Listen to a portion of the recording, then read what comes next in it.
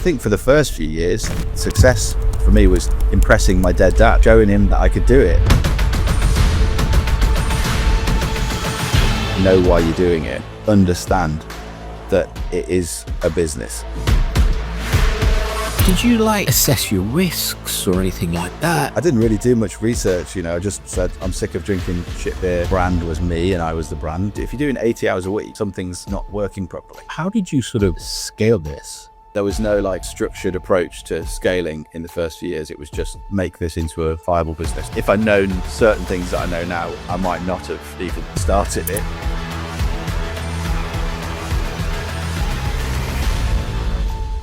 On today's episode of the Unfiltered podcast, I'm sitting with Sam McGregor, founder of Signature Brew, one of London's most recognized independent breweries built at the intersection of music, culture, and entrepreneurship. Sam started Signature Brew with a simple frustration. The beer at great gigs just wasn't good enough. And he turned that idea into a business that now produces millions of pints a year. In this conversation, we talk about how the whole journey began, the realities of scaling a business in hospitality, the risks and pressures that come with entrepreneurship, and how building something meaningful affects your health, your relationships, and the way you perceive success. We also explore what Sam is doing now to support other founders and why helping the next generation of entrepreneurs matters to him. Hello, everyone. This is the first episode of the Unfiltered podcast with Brij. My name is Brij Thankey. I'm an entrepreneur, a facilities management expert, and a dad, and a football lover. Although, if you support the team I support, you probably fall out of love with football at the moment. Today I have the privilege to have a business leader I respect, and I can't wait for you to glean from his wisdom and wealth of knowledge. Hi, Sam. It's great to have you. How's it going, man? Oh, man, it's good. It's good. And I'm absolutely thrilled you're my first guest. We've spoken before, and I found you extremely interesting. And we share a couple of similar passions in life. So I hope we can brief that out in this podcast. Yeah, thanks for having me on. Thanks for the kind words. I'm excited to have a chat. No, it sounds good. So Sam, if someone had told you when you were much younger that you built one of the most successful independent breweries in London, what would you have said? I don't know. I think I just was on this journey where we didn't ever really look that far ahead. So if someone had said to me, okay, this is what you're going to be doing in 15 years, I wouldn't have been able to kind of comprehend it. I definitely, when I was younger, had this idea of what being an adult was. I haven't owned a car for about 15 years. And I always just thought I'd have a car when I was in my 20s. So that was a sign of being an adult. But we went on this sort of journey with the business, and like I say, that's one of the things that I wish I had have had a bit more of a foresight and a bit more of a long-term view of what we were trying to achieve. But we just had the idea, got in there and made it happen. So yeah, I think I'd be pleased. Was there anything about your upbringing that kind of led you towards this sort of sector? I mean, did you hang around pubs and stuff? 100%. So I set the company up with my cousin and my uncle and his dad. My uncle has a brewery in the Midlands called Titanic Brewery. And when I was, first being allowed to drink in a pub when I was, I guess, maybe 15, 16, I can remember it really clearly, actually. I was with my dad and all of his mates, who were my uncles and other, and everyone, they all had their own businesses. And I ordered a what's it called? Southern Comfort lemonade, and they just went, no. Yeah, I'm sure we all had one of those at an early age in life. Probably not so much now, but yeah. I ordered a pint of Cools. I called it Cools, not Coors, because I read the label wrong. And they just said no. Yeah. And then until I got to, you can have a pint of real ale, and then I was allowed to drink that. But apart from, being around beer from a sort of young age, all of, as I said, my dad, where we didn't really say entrepreneur, but he was a small business owner his whole life, and all of his mates, they all had their own different businesses that did stuff like that. So I remember my dad's best mate used to have a company installing home alarms, and my uncle had an outdoor leisure shop selling tents and, hiking boots and stuff like that. So that was the environment I grew up in. Like, let's stay at that sort of origination and sort of early journey. Before the brewery, before the venues, before everything people see today, how did it actually begin? I know you had family within the industry, but what was that? What was going through your mind when you thought, right, I'm going to go and do this? How do you come to that decision? Yeah, like I'm often more recently telling this story, this part of my life. So when I was at university in Manchester, I was studying physics and business management. In my final year, my dad passed away, and I had to come home from university and run his business, which was a sandwich shop, catering business, had a bakery. We had those vans that drive around industrial estates that sell sandwiches and hot food out the back. Yeah. Had a bunch of those. And I ran with the ringtone that goes on. Yeah, like that added a lot, like a sort of sound like air raid. Yeah, like an ice cream van coming. A siren thing. Yeah, it's literally that. And yeah, so I ran all that business for just under 2 years. I managed to sell it to one of our suppliers. So that was my kind of baptism of fire into running a small business. So most of the employees were like older than me. I was 22. So then after that happened, I wanted to kind of I was in a band, so I'm a musician, and I wanted to kind of keep doing that sort of stuff. So I moved to London to study music management. So I was like, wanted to be a manager of a band. I ended up doing music marketing. But when I had the idea for creating Signature Brew, I'd already done that experience. So it didn't seem like that crazy to me to start a business. So we just started it, and then we were sort of off. So it was like natural. I guess it was a natural for you. Yeah. And with the brewery, were you trying to solve a problem with Signature Brew, like that you identified in the marketplace? Yeah, 100%. I mean, like, it depends on which way you look at it, but it's still a problem today, which is you go to a music venue to see an artist that you absolutely love their music, and you are forced to drink horrible beer and other drinks out of a paper cup and pay extortionate money for it, not have a great choice. And that was a problem. And I think it still is. And I was acutely aware of it because I was in a band and we were touring, and I remember we would always get, sometimes get nice beers, but often the bands would get given terrible beers as well. And I remember thinking, well, this isn't good. And at that time, we were just in sort of late, I guess, 2010, around that time.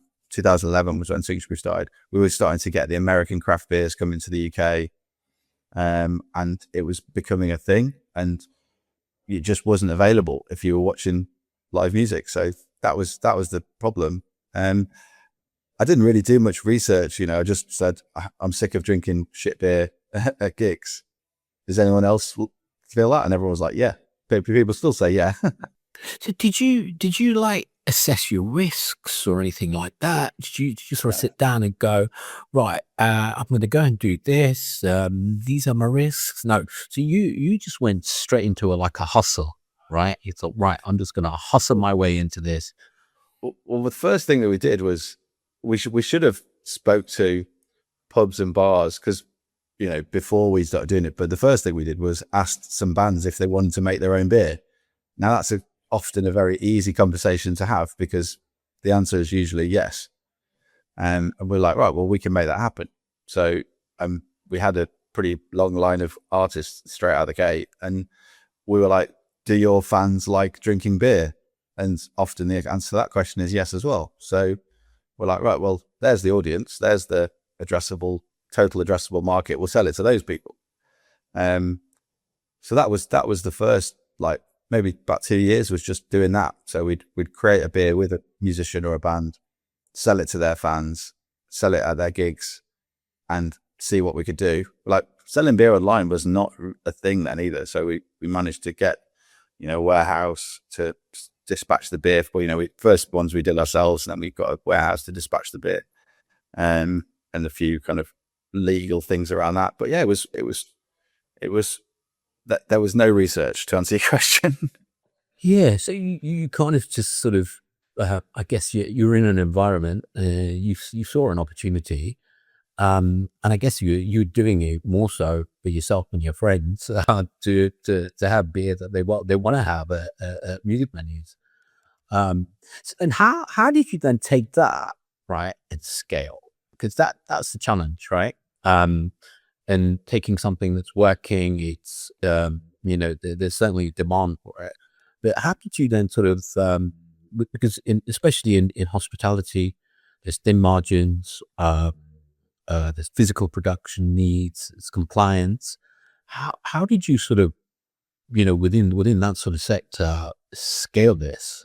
We almost didn't think about it as scaling. It was more like, how can we just sell more beer? And like, how can we make, at the early years, it was more about how do we make this into a viable business that can support us? Like that was it. Like so we didn't have any investors in the first few years. Okay. So what was the biggest challenge then? Was it cash flow? Was it stock, staff? All of the above. So the first thing that we realized that was a barrier to scaling and growing was that creating a beer with a musician and a band had like its own quite limited audience, and we weren't seeing any like longevity from it. So we would, I remember we sold some beers in like places that really shouldn't have like broke their deals to let us do it. And then I remember we sold some beer at Brixton Academy once, and like people at Academy Music Group like found out like the next day, and everyone got angry. But we were just like, but what would happen is we'd sell beer in these music venues, sell loads, sell out often, before the gig's finished. But then the next day we were just out of there. So we hadn't gained a customer. We'd done some sales, but we'd not gained anybody. And the first thing we realized was that creating our own brand and putting that more in the center rather than all of these collaboration beers. So after about 2-3 years, we started developing the core range of Signature Brew beers that you see today. So Roadie IPA, Backstage IPA, Studio Lager, then more recently Haze Machine, and not relying on the artists. So, but for the first few years, it was just collaboration after collaboration.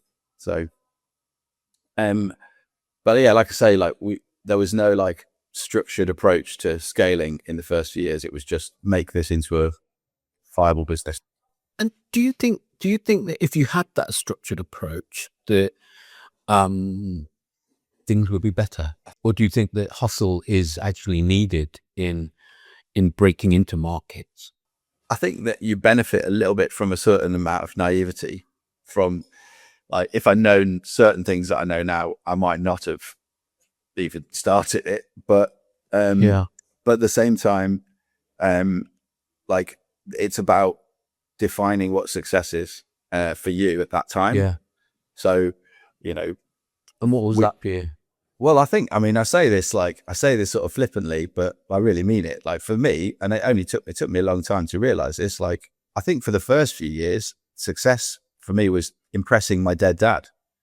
Like, showing him that I could do it. And then it was like, a little bit of ego thing of like, I said a lot of early investor meetings, I want to take this concept as far as I can.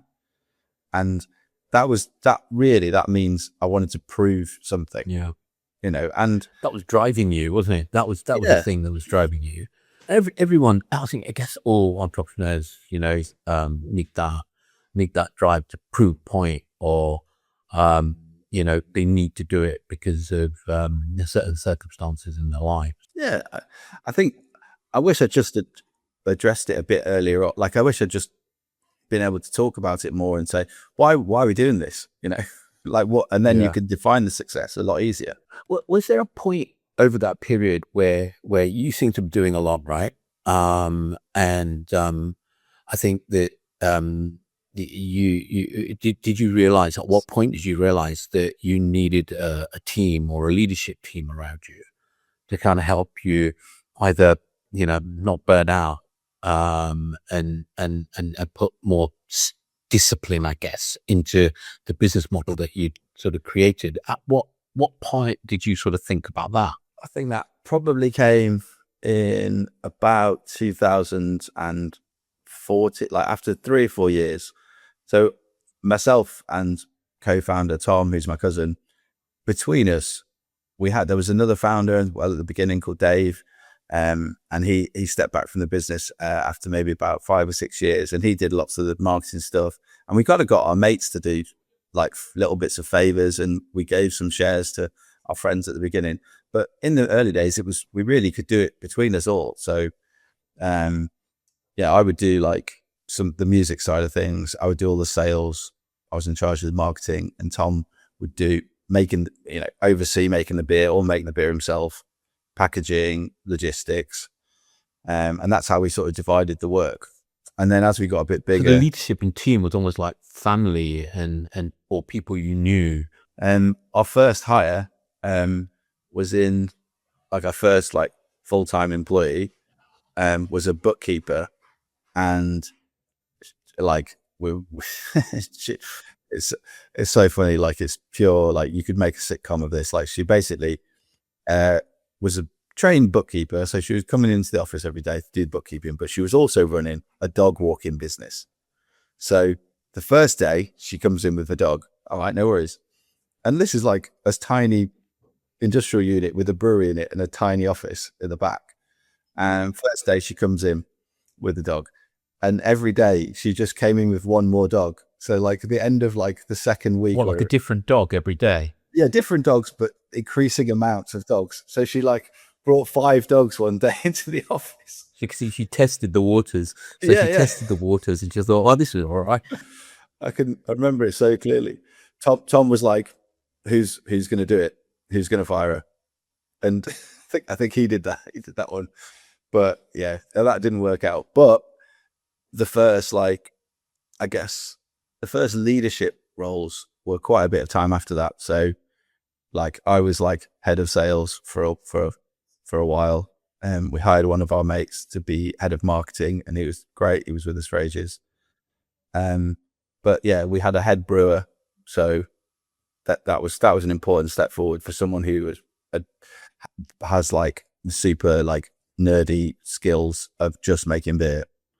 And then I think it was like, maybe head of sales was one of those ones. But yeah, I think that in terms of like hiring people, like there's so much more on offer today of how to do it, and structure and fractionals and, part-time and all this sort of stuff. So I wish that would have been a bit more available to us at the time, and maybe it was and we didn't know, but now it feels like there's lots more choices. Like offshoring seemed like a impossibility, where that's really possible now as well. But what I'm interested in is kind of seeing the balance between what is very entrepreneurial, hustling, and then on the other side of that, you have systems and discipline, right? And what I'm really keen to understand is that where do you pivot that? At what point do you go, right, okay, we've done it enough doing it this way. We're very entrepreneurial. We just go for it. We don't really look at, X, Y, and Z. We go for it. We know that the demand there. We get, family, friends involved, to a point where then you go the other side and go, right, we've done enough of that. Now we need a discipline and systems and structure, and then you reach out to the recruitment market. You define roles, right? Because I guess, right, in the early days, I bet you didn't have like role descriptions and stuff for your mates Yeah. and for people that you were bringing in, right? I Simple things remember. like that. But yeah, and I bet there must be one point where you thought, or the team thought, right, we've got to now shift now, and we're getting bigger. We're coming, we're one of the largest brands, independent brewery brands in London, and we need more structure, right? At what point did that arise? Were I'm guessing you were doing all the hours in the day, and spending less time with your family. So how did that? At what point did you sort of pivot across and say, okay, I need some more structure here? Yeah, I think the thing that motivated us, and I would not recommend. This was probably the wrong way to do it. Was just we felt like we needed more skills in, rather than like, what am I good at? What should I be doing? It's like, I need somebody who's really good at X.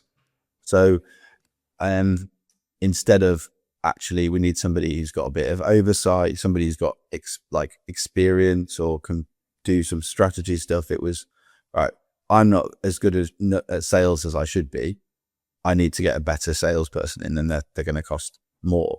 But I think we didn't have like a structured approach to it. So I think that would have been better, and been like, okay, how we're going to scale. Okay, right. So when it comes to things like, say, compliance, right, in your industry, health and safety, really important.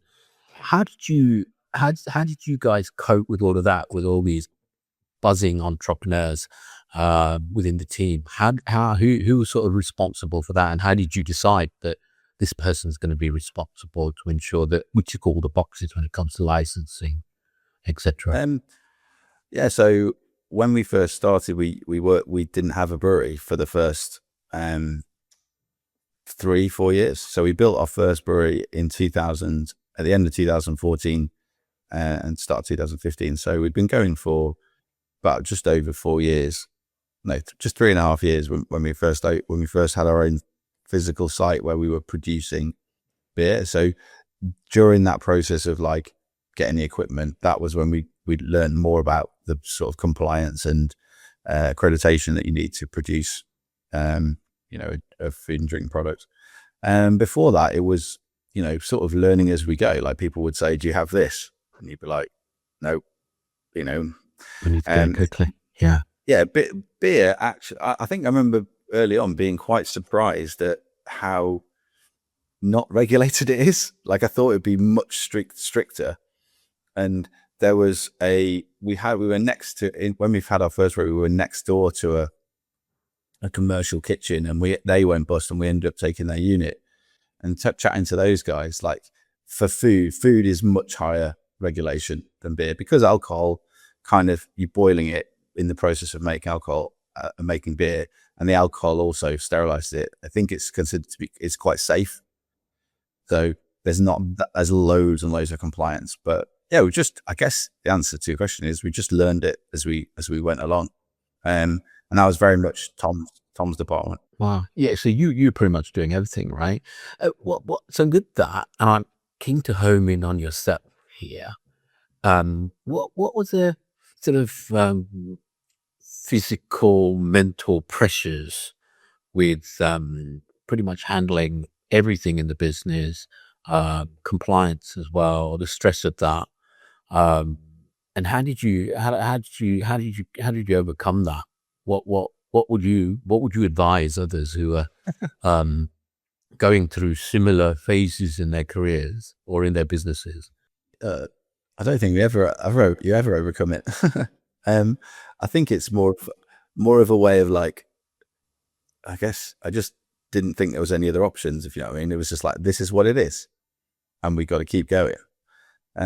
Advice for other people, I think, is kind of try to get to the bottom of, like, know why you're doing it, and understand that it is a business. It might feel like your life, And for me, it was for a long time. It was like, I felt like I was intrinsically part, like the brand was me and I was the brand. And that's a common trap that lots of people fall into, especially if you've got a front, more so if you've got a forward facing, like consumer brand, but it's just a business.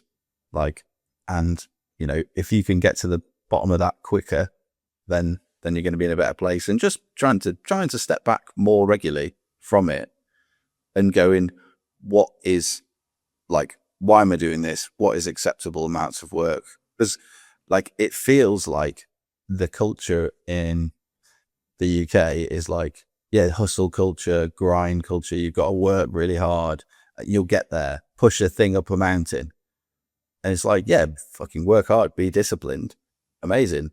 But you don't, if you're doing 80 hours a week, something's not working properly, So I wish nobody said that to me, Yeah. I mean, I've had a sort of thing in the facilities in that, we have a lot of regulation. We, and in the early days, I was pretty much doing everything. Some stuff I wasn't very good at, but I still had to do it. And that actually brought pressure to me because it was something that I didn't really want to do, but I had to do it. And that in itself brings more strain, more pressure. And I think, and then it's difficult to see, because you've got to make all the decisions, then it's difficult to see when's the right time to actually delegate or offload that. I found for myself what worked there to help with sort of the mental and physical pressures was to get mentors to come in and help coach, and help you sort of start to get that vision again. And I think, that certainly helped me. And I guess that, that's leading on to what we're going to talk about later is what you're doing now. And how are you, how are you, helping sort of, entrepreneurs today and entrepreneurs of the future, given your experiences? Yeah, I mean, so just going back to, like, what you just said, like, I wish I'd taken a step back in order to deal with the stress and the pressures of running a business. And, things are going to go wrong. They are going to go wrong in ways you do not predict. I wish I'd done, I mean, I'll talk about what I'm doing now to help me directly help founders. But one of the things that I did last year was I joined other founder groups that in the past I'd not turned my nose up at them, but I thought they weren't a good use of my time because I couldn't see a direct link between going to them and selling beer, but actually interacting and being part of community with other founders. So, joined one called Founder Nation, ran by a guy called Andy from Hot Sauce, and it was, that I felt like I was making up for lost time because you're talking about your business, listening to other people's problems, you're thinking of stuff, and it's helping you step back.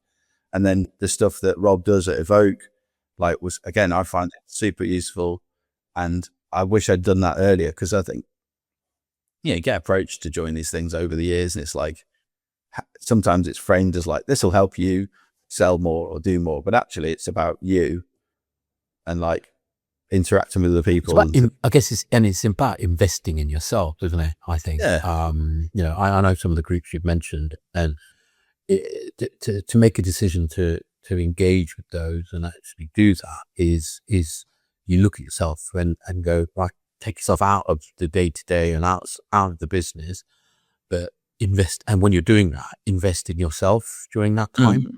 And I think that's really important. That can be done in many ways, but and like you said, there's so many great groups out there that support younger sort of entrepreneurs. And so how do you, what's that? It's probably like the biggest thing you would say to a sort of budding entrepreneur out there who is pretty much going through a similar phase to you, or that you had done, that and they're doing everything, and it's a time where they may have hit a ceiling. What would you advise them to do at that point? What would you say, given I think your journey? it's not always like the easiest thing to sort of pull out of the thin air, but I think making sure you've got some sort of goals and reasons that you want that are making you do it. So if you've just started, you're still trying to solve that problem. You're still trying to make that happen. If you've been going for a little bit, the reason why you started may have changed a bit, and your circumstances might have changed, and in your personal life, like why are you doing it? That's and understanding that. I think that's the good place to start. I think then, just having conversations with people, reaching out, joining some of these groups. Like some of it's free, some of it's I think it seems to me now that there's more of a culture of running your own business, being an entrepreneur, being a founder. I went to a founder thing last year, and it was the guy who, I don't know, say invented, but like made those like premium beam to cup. Costa bought it, and it's like those machines that are in garages.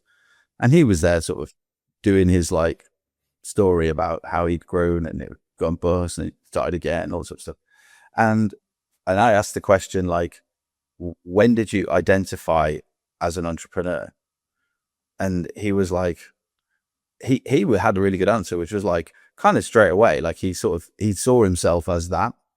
And I was just thinking that's the total opposite of what I was thinking. I never saw myself as like an entrepreneurship was never really like something I said, that's what I do. I'm that. So I think now it seems like a lot more people do, and that's great.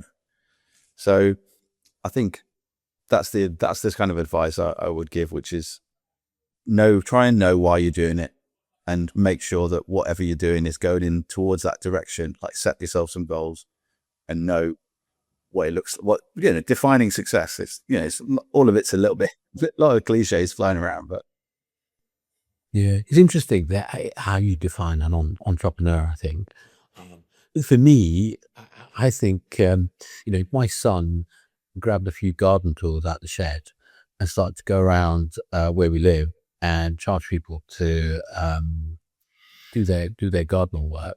He's an entrepreneur at that point. So I think it's anybody who takes the risk of doing something for themselves and providing a service of some value or a product of some value to others. At that point, you're an entrepreneur. Doesn't matter about how much business you're doing or anything like that. In my case, actually, and I think it's those entrepreneurs who start those, because that's where certain people start, right? And from there, they could go into, well, my example, create a landscaping company or something of that in the future. That's been really cool. Sam, now I've got some quickfire questions for you, and just one answer that comes to mind. Oh right? God. Okay. So first thing, and I'm going to hurry you up if you take too long thinking about it. All right. So one habit that keeps you sane. Quickly, Sam. Okay. One habit that keeps me sane: not looking at your emails or Slack until you're ready, until you sat down at a desk. All right. So you don't want to look at all that stuff while you're on the move, right? You only do that at the end. Otherwise, you get too many notifications and turn all your notifications off. There you go. That's yeah. That's why you never come back to me, right? Early mornings or late nights? Which do you late prefer? nights? Interesting. Book you would recommend?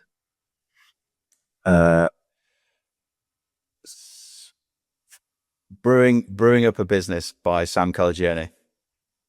Ah, interesting. What's your burnout warning sign? You don't get burnt out, do you? No, I mean, I want to say something funny, but like probably not that funny. Just if you're drinking too much. Yeah, it's interesting. So And finally, what does success feel like to you now? Stability. Interesting, lovely. Okay, thank you for that, Sam. It's been great speaking to you. You've obviously done really well for yourself, and we're all so proud of your success and the possibilities you've made happen. Especially those who go to music venues and can drink good beer. Beyond what we see outside, what we are curious to know is when the the suit and tie, which I know you don't wear, but when that comes off, what really matters most to you? Outside of the boardroom, what really matters to you? I think doing something useful. Like, I think there's a lot of ways that you can do things that appear to be like important or whatever, but it's doing something useful for me. Like, if I want to make a difference, I want to change things, I want to have an impact, even if it's small. And if that can be on, a customer, another business, like another person, Yeah. So that's the key thing for you right now, is helping others, and helping others succeed.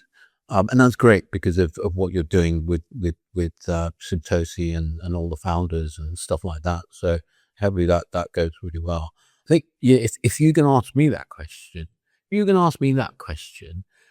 right, when the jacket comes off, what would matters to me most is, do you know what?